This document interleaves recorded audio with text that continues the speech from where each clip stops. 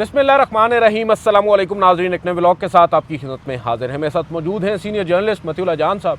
नाज़रीन, आज के इस व्लॉग में हम बात करेंगे इस वक्त के मुल्की सियासी मंजरनामे के ऊपर। एक बड़ी तब्दीली रोनुमा होती नज़र आ रही है। ये तासुर आप कह सकते हैं कायम हो रहा है कि शायद वो तब्दीली रोनुमा हो सकती है।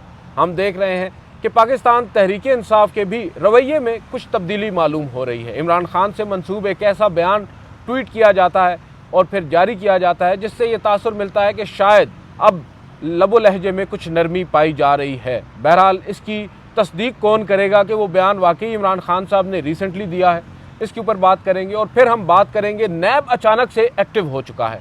आपको मालूम है ये वही नैब है जो पानामा के दिनों में काफ़ी एक्टिव था, मगर बाद अज़ां जो ही रजीम चेंज होता है उस रजीम चेंज के फ़ौरन बाद नैब तरमीम इंट्रोड्यूस करवाई जाती हैं। 55 समातें सुप्रीम कोर्ट में होती हैं। सर तवील बहस ख्वाजा हारिस और मखदूम अली ख़ान के दरमियान अदालत में होती है और फिर इवेंचुअली वो तमाम जो तरमीम थी वो मंजूर होने का एक तरह से आप कह सकते हैं कि उसके ऊपर तस्दीक हो जाती है। सुप्रीम कोर्ट ऑफ पाकिस्तान मोहर लगा देती है और अब नैब एक मरतबा फिर एक्टिव हुआ है उन तरमीम को दोबारा से रिवर्स करवाने के लिए। और उसमें हम देख रहे हैं कि सबसे पहले जो कुरा निकल रहा है वो पाकिस्तान पीपल्स पार्टी के नाम का निकल रहा है। सर लियारी एक्सप्रेस वे एक स्कैंडल है वो सामने आया है, इसके ऊपर आपसे जानेंगे, बताते हैं वो स्कैंडल है क्या। लेकिन उससे पहले आप मुझे बताएं ये अचानक से आपको क्या लग रहा है कि नैब क्यों एक्टिव हो चुका है, क्योंकि यही वो लोग हैं जिन्होंने पहले नैब का वो जो दम खम था उसको ख़त्म किया। 50 करोड़ से कम करप्शन पर वो हाथ नहीं डाल सकते, जहाँ पर मामला हुआ है वहाँ पर ही तफ्तीश होगी, बैरून मुल्क से जो दस्तावेज़ात हैं वो एडमिसिबल नहीं होंगे। बहुत सारी चीज़ें थी जिनको ख़त्म कर दिया गया था। अब फिर दोबारा नैब की कायमा कमेटी में भी ये बात आई कि नैब चाहता है कि उनमें से अक्सर तरमीम को वापस लिया जाए। क्या देख रहे हैं आप, क्या वाकई में, क्योंकि मुलाकातें भी हो रही हैं खैबर पख्तूनख्वा में, पीटीआई और पीपल्स पार्टी भी आपस में काफ़ी राब्ते बढ़ा रहे हैं, तो क्या हो क्या रहा है पस पर्दा, आपको क्या लगता है? देखिए जी, नैब का जो इदारा है वो तो हर दौर में इस्तेमाल हुआ है, ख़ास तौर पे सियासतदानों के ख़िलाफ़ और फिर अपोजिशन के सियासतदानों के ख़िलाफ़। और इससे पहले भी हमने देखा कि जब सुप्रीम कोर्ट के साबिक़ जज जस्टिस रिटायर्ड जावेद इकबाल नैब के चेयरमैन थे, तो पनामा का केस जिस तरीके से चला और सियासतदानों को जिस तरीके से नैब के मुख्तलिफ़ मुकदमात में उलझाया गया, फंसाया गया, वो सारा भी एक तारीख़ का एक हिस्सा है, रिकॉर्ड का एक हिस्सा है। तो अब जो नैब के नए सरबराह आए हैं, एक साबिक़ फ़ौज के जर्नैल हैं और उनकी तरफ से काफ़ी अर्सा खामोशी भी रही। और हमने ये देखा है कि अभी हाल ही में उन्होंने मीडिया को एक ब्रीफिंग के दौरान ये कहा कि अब नैब की जो पॉलिसी है उसमें हम तब्दीली ला रहे हैं। उनके ख़्याल में मुल्ज़मान की भी उतनी इज़्ज़त होती है जो कि एक आम शहरियों की होती है, तो इसलिए अब वो प्रेस रिलीज़ जारी नहीं करते किसी भी नए केस के बनने के हवाले से। ये उनका एक बयान सामने आया था। मुझे तो बड़ा अजीब लगा ये बयान, क्योंकि प्रेस रिलीज़ का मुल्ज़म की इज़्ज़त से करने से क्या ताल्लुक़ है।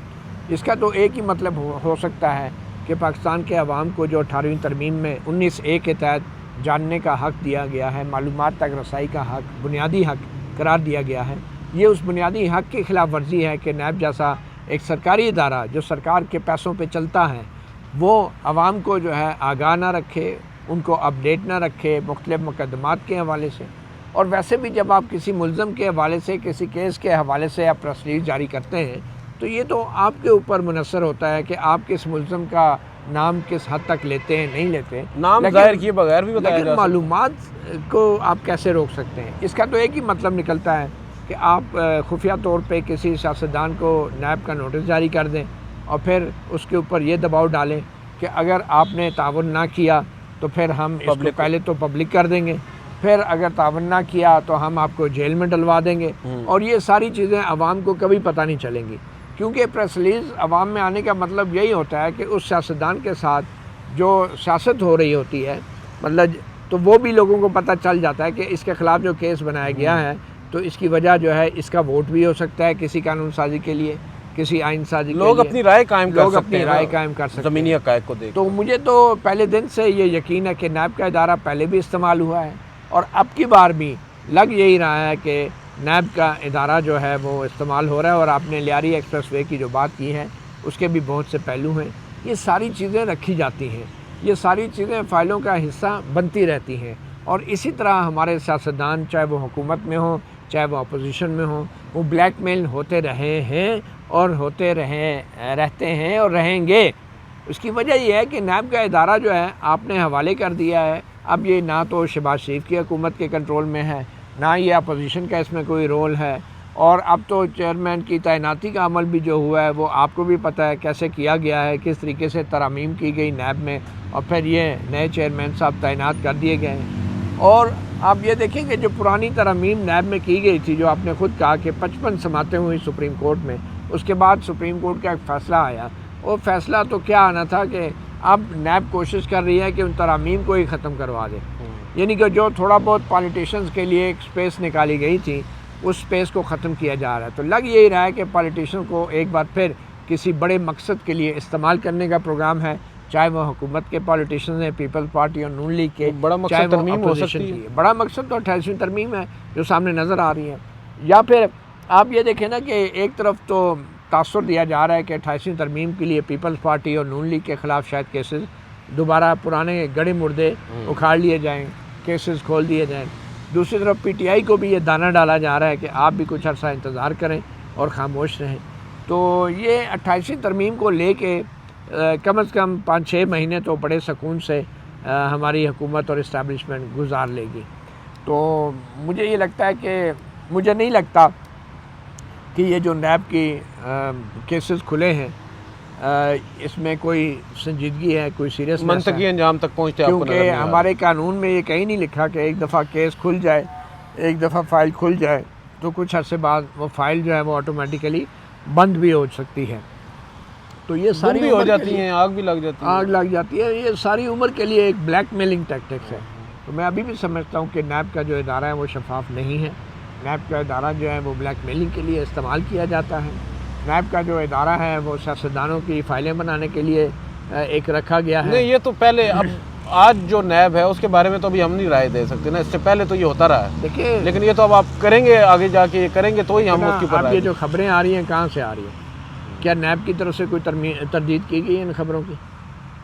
کیا نیب کی طرف سے کہا گیا ہے کہ ان کیسز پہ کام ہو رہا ہے یا نہیں ہو رہا ہے؟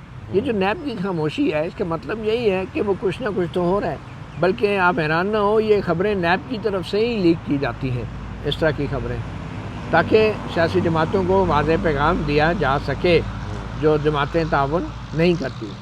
تو یہ میں بالکل یہ سمجھنے میں حق بجانب ہوں کہ نیب کا ادارہ اپنے ماضی کی طرح جو ہے وہ حال میں بھی بلیک میلنگ کے لیے استعمال ہو رہا ہے، اور کیونکہ جو طریقہ کار اپنایا گیا ہے، آپ یہ دیکھیں کہ اب ایک آدھ کیسز کو لے لیں جو پینڈنگ ہیں، اب تو زیادہ تر کیسز تو ہیں ہی پی ٹی آئی کے خلاف جو پینڈنگ ہیں۔ القادر ٹرسٹ کیس کو آپ دیکھ لیں، اس میں نیب کا کنڈکٹ کیا ہے، 15 مہینے تک تو اپیلیں نہیں لگنے دی، پھر پروسیکیوٹر نہیں پیش ہوتے تھے، جب لگ گئی تو آپ کہتے ہیں اپیلیں سنیں اور سزا معطلی کی اپیل نہ سنی جائے۔ تو یہ نیب کا کنڈکٹ جو ہے وہ ہمیشہ سے ایک اعلی کار کے طور پہ رہا ہے، اور بدقسمتی سے کسی حکومت کا اعلی کار نہیں بلکہ ہماری اسٹیبلشمنٹ کے اعلی کار کے طور پہ نیب نے ہمیشہ کام کیا، اور اب بھی یہی ہوگا۔ آپ دیکھیں گے کہ یہ جو 6 بندوں کا کہا گیا ہے، ذرائع سے ہی خبر آ رہی ہے کہ 6 بندے جو ہیں ان کا نام پاسپورٹ کنٹرول لسٹ میں ڈال دیا گیا ہے۔ بھائی اتنی بڑی خبر ہے، اس کے اوپر نیب کو کچھ تو وضاحت دینی چاہیے نا، وہ کیوں صرف خبریں بظاہر لیک کر کے چھپا رہا ہے لیکن اس کے اوپر کوئی سرکاری اپنی پوزیشن واضح نہیں کر رہا؟ کیوں؟ کیا کوئی بھاگتاؤ کرنا ہے پالیٹیشن سے؟ کیا ان کے اوپر مقصد ہے کہ میڈیا ٹرائل کے ذریعے پریشر ڈلوانا ہے کہ 28ویں ترمیم کے ووٹنگ کے لیے؟ کیوں نیب جو ہے اس طرح خاموش ہے؟ تو میں تو بالکل سمجھتا ہوں کہ یہ جو کچھ بھی ہو رہا ہے یہ ایک خاص سیاسی مقاصد کے لیے۔ بہت سے لوگ تو یہ بھی کہہ رہے ہیں شاید زرداری صاحب کی صدارت بھی جا سکتی ہے، لیکن اس میں ایک چیز بڑی انٹرسٹنگ ہے نا سر، کہ تمام تر چیزیں، چاہے وہ 26ویں آئینی ترمیم ہو، 27ویں آئینی ترمیم ہو، پاکستان پیپلز پارٹی اور نون لیگ نے بڑھ چڑھ کر ان ترامیم کو منظور کرانے میں اپنا کردار ادا کیا ہے۔ مولانا فضل الرحمان کے گھر پر جا کر ڈیرے بھی انہوں نے لگائے ہیں۔ تو اب 28ویں ترمیم میں ایسا کیا ہے کہ انہیں مجبور کیا جا رہا ہے کہ وہ بھی منظور کریں، ادروائز یہ نہیں کر رہے؟ دیکھیں 28ویں ترمیم میں بڑی فار ریچنگ قسم کی امینڈمنٹس بھی آ سکتی ہیں، اور ہم یہ سنتے آئے ہیں کہ نئے صوبوں کی بات ہو رہی تھی، اور آپ کو پتہ ہے کہ ہماری جو اسٹیبلشمنٹ ہے وہ جب بھی پارلیمنٹ سے کوئی ترمیم کروانا چاہتی ہیں تو وہ بہت اوپر سے آتی ہیں. یعنی ہو سکتا ہے صوبوں کا جو ہوا کھڑا کیا گیا ہے یہ اس کا مقصد ہی ہو کہ پیپلز پارٹی کو دباؤ میں لیا جائے, نون لیگ کو دباؤ میں لیا جائے, پی ٹی آئی کو بھی اس کا ایک قسم کا تعاون حاصل کیا جائے, اور اصل مقصد کچھ اور ہو. ضروری نہیں ہے صوبے بنا دیں, صرف یہ ایک ہوا کھڑا کیا گیا ہے. اور at the end of the day کچھ ایسی کمپرومائز ہو سکتی ہیں جس کے اندر جو 28ویں آئینی ترمیم ہے اس میں کوئی ایسی ترمیم متعارف کرا دی جائے کہ جو موجودہ بیلنس آف پاور ہے, جو موجودہ سول ملٹری بیلنس ہے, اس کو باقاعدہ لیگلائز کیا جائے, کانسٹیٹیوشنل کور کیا جائے, ایوان صدر میں کوئی نئی تبدیلی لائی جائے, اور بہت کچھ چیزیں ہو سکتی ہیں. تو لیکن ابھی تو ہیئر سے ہی ہے. دیکھیں ہیئر سے تو ہے, لیکن یہ خبریں تو بہت پہلے کی چل رہی ہیں کہ ایوان صدر میں اعزاز سید صاحب نے سید نے ایک بڑی خبر دی تھی, لیکن اب وہ اس کی وائبز آ رہی ہیں نا سامنے چیزیں, تو بہت سی چیزیں ہو سکتی ہیں. تو مجھے یہی لگتا ہے کہ یہ 28ویں ترمیم ڈیفینیٹلی اس کے اندر بہت سی چیزیں ہو سکتی ہیں.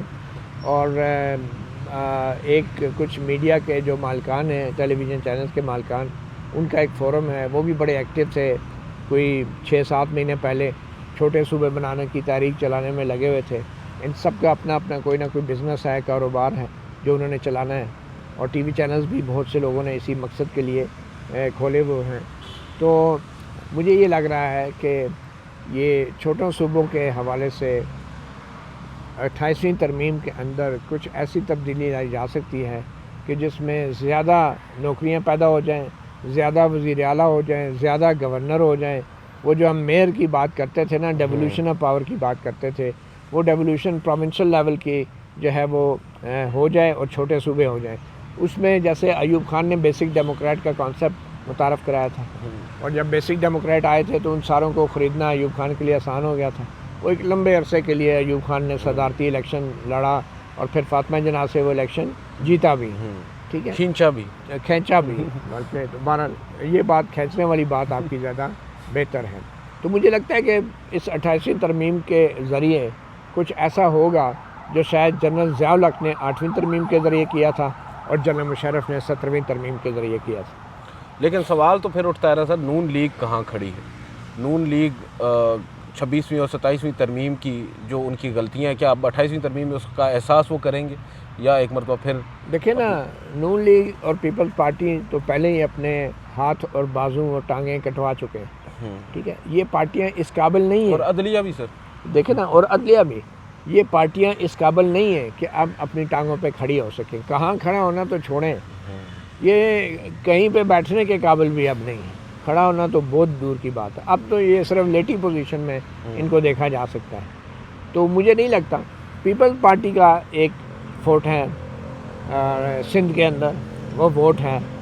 شاید نون لیگ کا پنجاب میں بھی ووٹ نہیں ہے, میں سچی بات آپ کو بتاؤں اس وقت. نہیں ووٹ تو ہے, لیکن وہ دم خم نہیں ہے جو میرے خیال میں. وہ اب الیکشن کی بات ہے, الیکشن ہو گئے تو لگ پتہ جائے گا, ٹھیک ہے نا, نون لیگ کہاں کھڑی ہے. لیکن پیپل پارٹی کا ابھی بھی جو سندھ کارڈ ہے نا وہ بڑا افیکٹو ہے.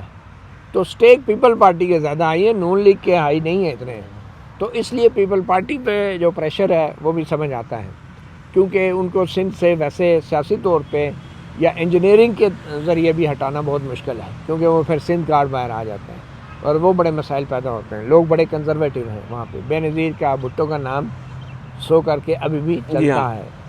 کمزور ہو سکتا ہے سندھ کارڈ, لیکن ختم نہیں کیا جا سکتا. تو میری بڑی اچھی آپ نے بات کی ہے. سوری, یہ سندھ کے اندر جو بیسیکلی کارڈ چلتا ہے وہ بھٹو کا نہیں چلتا, وہ سندھ کارڈ چلتا ہے, جسے ایکسپلائٹ بھٹو کی لیگیسی میں کیا نہیں. ویسے یہ کہنا بھی غلط ہوگا. اس کی وجہ یہ ہے کہ جو سندھ کارڈ ہے نا, وہ ویسے تو جو نیشنلسٹ پارٹی ہیں سندھ کی جو اپوزیشن میں وہ بھی کرتی ہیں. تو یہ بڑے پیمانے پہ کرتے ہیں نا سر, نہیں جو بھی ہے پارٹی, لیکن جو اصل لیگیسی ہے نا بھٹو کی, وہ میٹر کرتی ہے. اور پھر آبویسلی بھٹو نے بھی ایک سندھ کا کارڈ تو اسی نے اس نے چھوڑا نا. تو جو بھٹو کے پاس سندھ کارڈ ہے یا بھٹو کی لیگیسی کے پاس, وہ دوسری جماعتوں کے پاس, وہ جو نیشنلی جماعتیں ان کے پاس اس طرح نہیں ہیں. یہ اور بات ہے کہ وقت لگ رہا ہے, آہستہ آہستہ چیزیں ہو رہی ہیں, لیکن ایک دم سے آپ پیپل پارٹی کو سندھ کی حکومت سے نکال نہیں سکتے. ہاں, جنرل مشرف جیسا کوئی ڈکٹیٹر آ جائے, جنرل ضیاء الحق جیسا ڈکٹیٹر آ جائے تو اور بات ہے, سب کچھ لپیٹ دو اور پھر آ جائے، ایسا سیاسی طور پہ ممکن نہیں ہے۔ تو میں یہ کہنا چاہ رہا ہوں کہ آپ نے کہا نا کہ نون لیگ اور پیپل پارٹی کہاں کھڑے ہیں، تو یہ تو کھڑے یا بیٹھنے کی پوزیشن میں ہیں، یہ تیسری پوزیشن میں سمجھے۔ تو اب اگر 88ویں ترمیم آتی ہے تو اس میں سب سے بڑا پرابلم یا ریزسٹنس سندھ سے پیپل پارٹی سے ہی آپ آتا ہے۔ اب یہ بھی دیکھنا ہے کہ کیا پیپل پارٹی اور پی ٹی آئی جو ہے وہ ایک دوسرے کے قریب آئیں گے، یا پھر اسٹیبلشمنٹ جو ہے وہ پی ٹی آئی کو کوئی دانہ ڈالے گی، کوئی لارا لگائے گی، جیسے اب لگ رہا ہے آج کل کہ بھائی آپ پیپل پارٹی سے دور رہیں، آپ نے کچھ نہیں کرنا، آپ کے خان صاحب کو ہم ریلیف دے دیں گے، بوشا بی بی کو ریلیف دے دیں گے، آپ نے سڑکوں پہ نہیں آنا، آپ نے احتجاج نہیں کرنا، آپ نے دھرنا نہیں دینا، آپ نے ویل پہیہ جام ہڑتال نہیں کرنی ہے، ہمیں پیپل پارٹی سے نمٹنے دو۔ تو اب کیونکہ پیپل پارٹی نے 26ویں ترمیم کرائی، 27ویں ترمیم کرائی، پیپل پارٹی جو ہے وہ عمران خان اور بشرا بی بی اور پی ٹی آئی کے ساتھ جو کچھ ہوتا رہا وہ اس میں اعانت کاری کرتی رہی ہے، جسٹیفائی کرتے رہے۔ تو مجھے لگتا ہے کہ سیاسی طور پہ پیپل پارٹی کے ساتھ بھی اب پی ٹی آئی کا قریب آنا ممکن نہیں ہے، کیونکہ یہ دونوں شریک مجرم رہے ہیں اس تمام پچھلے چند سال کے اندر، جب سے یہ 8 فروری کے الیکشن ہوئے، نون لیگ اور پیپل پارٹی۔ تو اب اسٹیبلشمنٹ ایک بڑی اچھی پوزیشن میں ہے کہ ساری جماعتوں کو الگ الگ کر کے ان سے وہ کام کروائے جو شاید آپ نہ کرنا چاہیں، تو یہ ایک بڑی اچھی پوزیشن میں ہے۔ اور میں پھر یہ کہوں گا کہ ایوب خان کا جو ماڈل ہے اس کو شاید 88ویں ترمیم کے ذریعے انٹروڈیوس کرایا جائے، فرق صرف اتنا ہوگا وہ بیسک ڈیموکریٹ تھے اور یہ چھوٹے پروونسز۔ اچھا، اس میں ایک چیز بڑی انٹرسٹنگ ہے، آج ڈان نے بھی خبر کی ہے، کل پاکستان تحریک انصاف کی جانب سے جو ایک پریس ریلیز جاری کی گئی ہے اس میں وہ یہ لکھتے ہیں پاکستان تحریک انصاف والے کہ عمران خان صاحب کا جو اڈیالہ جیل سے پیغام ہے آج وہ یہ ہے کہ فوج بھی میری ہے اور ملک بھی میرا ہے۔ بیسیکلی انہوں نے خراج تحسین پیش کیا ہے افواج پاکستان کو مارکہ حق کی سالگرہ کے اوپر، اور جو پاکستان کی افواج نے، مسلح افواج نے، جس میں ایئر فورس نیوی سب ہیں، ان سب کو خراج تحسین پیش کیا، اور جو کردار ادا کیا ہے بنیان المرصوص میں، آپریشن بنیان المرصوص میں پاکستان کی افواج کا، اس اور پھر جو عمران خان صاحب سے منسوب یہ بیان ہے یہ جاری کروانا، کیونکہ عمران خان صاحب تو ابھی ریسنٹلی نہیں ملے، اور جب میں نے اس پریس ریلیز کو پڑھا تو پھر ہم نے دیکھا ہے پیچھے مڑ کر جو واپس عمران خان صاحب کے پہلے ٹویٹ تھے گزشتہ سال بھی ایگزیکٹلی سیم جملہ اس وقت بھی انہوں نے بولا، مئی سے پہلے جب یہ آپریشن بنیان المرصوص ہوا تھا اس سے پہلے فیبری 2025 میں، اور پھر ہم نے دیکھا کہ 13 مئی 2025 جنگ کے بعد بھی یہی بیان عمران خان صاحب دے چکے ہیں کہ فوج بھی میری ہے، ملک بھی میرا ہے۔ آج پھر کیا ضرورت آن پڑی ہے پاکستان تحریک انصاف کو کہ وہ بطور ایک سیاسی جماعت کے اپنا بیان دے رہے ہیں، عمران خان صاحب کے نام سے منسوب ایک اور بیان وہ جاری کر رہے ہیں جو کہ انہوں نے ریسنٹلی دیا بھی نہیں ہے، پہلے کا بیان ہے، تو کچھ ثابت کرنے کی کوشش ہو رہی ہے پی ٹی آئی کی جانب سے؟ عدیل آپ ٹھیک کہہ رہے ہیں، اس میں اس وضاحت کی ضرورت ہے کہ کیا یہ بیان عمران خان نے ان چند دنوں کے اندر دیا ہے، کیونکہ یہ بات تو نہیں ہے کہ بیان تو عمران خان پہلے بھی دے چکے ہیں، مذائقہ نہیں ہے، اچھی بات ہے۔ ابھی یہ تاثر یہ دیا جا رہا ہے اس بیان سے کہ وہ ابھی پچھلے چند دنوں میں عمران خان نے اس 9 مئی یا اس 10 مئی کے کانٹیکسٹ میں یہ بیان دیا ہے، مارکہ حق کے کانٹیکسٹ میں۔ تو یہ کس نے یہ بیان وہاں سے جاری کرایا؟ کیا سپرنٹینڈنٹ جیل نے پی ٹی آئی والوں کو بتایا کہ یہ پیغام ہے؟ کیا کوئی سیاستدان ملا ہے عمران خان سے؟ ایسی تو کوئی چیز نہیں۔ میں صرف یہ اتنا کہوں گا کہ فاطمہ جناح جب ایوب خان کے خلاف الیکشن لڑ رہی تھی تو فاطمہ جناح کو غدار کہا گیا تھا۔ اچھا، اس غداری کا جو فتویٰ تھا یا جو کہا گیا تھا، الزام تھا، اس کا پس منظر بھی یہی تھا کہ فاطمہ جناح جب ایوب خان کو ٹارگٹ کرتی تھی تو ایوب خان اس کو افواج پاکستان کے خلاف جو ہے وہ تنقید قرار دیتے تھے، اور وہ اس کو سیاسی تنقید کے طور پہ نہیں لیتے تھے، اور ایوب خان افواج پاکستان کو ساتھ رکھ کے وہ یہ سمجھتے تھے کہ ایوب خان جو صدر کا الیکشن لڑ رہا ہے اس پہ تنقید جو ہے ویسی ہے جیسے افواج پاکستان پہ تنقید۔ فیلڈ مارشل تو تھے ایوب خان، ٹھیک ہے۔ اب مجھے بتائیں کہ 1965 کی جنگ بھی ہوئی، 6 ستمبر ہوا، اس وقت بھی فضائیہ نے ہی بہت بڑا کردار ادا کیا، صحیح ہے، ٹھیک ہے۔ تو اس جنگ کے بعد آپ بتا سکتے ہیں فاطمہ جناح کی ڈیتھ کون سے سال میں ہوئی، کتنے سال کے بعد؟ 66 میں نہیں ہوئی تھی؟ اب یہ مجھے کنفرم نہیں ہے، لیکن میں یہ جاننا چاہوں گا کہ اس جنگ کے اوپر بھی جو ایوب خان کے مخالفین تھے، بشمول سیاسی مخالفین، فاطمہ جناح، کیا ان کا کوئی رد عمل تھا؟ کیا وہ خاموش تھی؟ اور 1967 9 جولائی 1967 دیکھیں 67 میں اب یہ کہیں ریکارڈ پہ دیکھنے کی بات ہے کہ 6 ستمبر کا جو مارکا تھا وہ بھی ایک بہت بڑا مارکہ حق تھا. بھارت کو ناکوں چنے چبوائے تھے ہم نے 1965 کی جنگ میں, اور ایک ٹینکوں کی بڑی جنگ بھی ہوئی تھی, تو اس میں ہم نے بڑا بھارت کو سبق سکھایا تھا. تو اس وقت کیا فاطمہ جناح نے جو ہے ایوب خان پہ تنقید کی تھی؟ کیا انہوں نے اپنی افواج پاکستان کے لیے اچھے الفاظ نہیں کہے ہوں گے؟ اور کیا اس کا یہ مطلب تھا کہ فیلڈ مارشل ایوب خان جو تھا وہ اس کو انہوں نے تسلیم کر لیا تھا ایک منتخب نمائندہ؟ نہیں. تو دیکھیں سیاسی تنقید, سیاسی تحفظات اپنی جگہ.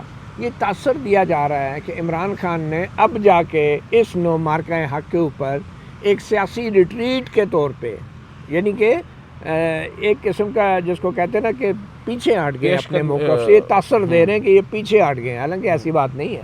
آپ نے خود بتایا کہ عمران خان مارکہ حق سے بہت پہلے بھی فروری میں بیان دے چکے, پہلے بھی اور اس کے بعد بھی, اور پھر جون میں بیان دے چکے ہیں, اور یہی بات کی ہے کہ فوج بھی میری ہے اور یہ جو ملک بھی میرا ہے. تو یہ اس میں کوئی نئی بات کیا ہے؟ اب متاثر کیا؟ اب دیکھیں نا, یہی نواز شریف, یہی آصف زرداری اینٹ سے اینٹ بجا رہے تھے, ٹھیک ہے, اور نواز شریف جو ہیں وہ ان پہ ڈان لیگز کا جو الزام لگا, غداری کے مقدمے بھی بنانے کی باتیں ہوئی ان کے خلاف, ان کو غدار بھی کہا گیا, ٹھیک ہے. تو آج وہ کدھر ہیں؟